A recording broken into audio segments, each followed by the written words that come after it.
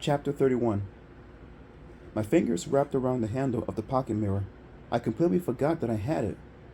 I pulled out the mirror and showed it to Fred. "This can help us. I know it can." Fred frowned at it. "How?" Holding the handle tightly, I slammed the little mirror into the wall of glass. It made a loud crash, but not a dent in the glass. I smashed into the glass again. Again. "Give up, Jason," Fred whispered. "There's no way it can break through." I spun around. The little mirror pointed at Fred. I saw his reflection in the glass. Then suddenly, I was staring at two Freds. I trained the mirror on Fred again and made a third Fred appear. "Hey, stop!" the real Fred cried.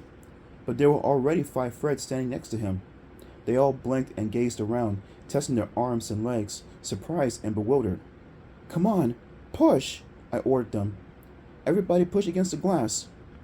I figured 7 of us were stronger than only 2. We all leaned our shoulders against the mirror glass and pushed. We groaned and strained. The big pane of glass didn't budge, didn't bend or even give way. 100 Freds couldn't break this thing, Fred cried. "It's as strong as steel." The other Freds shrugged their shoulders and walked away, disappearing into the mist. "Now what?" Fred sighed. We're going to freeze to death in here." I glanced down at poor little Buzzy. The dog had curled himself up into a tight ball, struggling to keep warm. He gazed up at me with pleading eyes, as if asking me to do something to help him. I spun the mirror around and aimed it at the glass. To my surprise, the glass made a sizzling sound. Steam rose off it. I kept the little mirror trained on the glass. The sizzling grew louder. A small, round hole opened in the glass. I aimed the mirror steadily ahead of me. The hole grew bigger. Bigger. Big enough for us to slip through? Yes. Fred moved first. He lowered his shoulder and carefully edged through the opening. He pushed out of the mirror and landed heavily on my bedroom floor. "Hurry, Jason," he called. He didn't have to tell me to hurry. I grabbed up Buzzy and pushed him through the opening. Then I slid out too, gasping at the shock of warmth as I stepped into my room. Struggling to catch my breath, I turned back in time to see the mirror close up. "I'm out of here, Jason," Fred cried. "My parents must be so worried."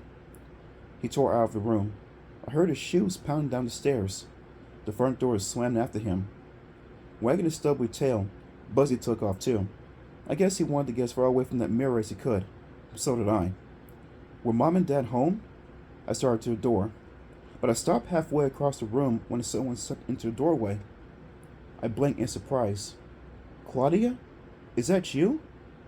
No, not Claudia. My mouth dropped open in horror as I stared at myself. Me, walking quickly into my room.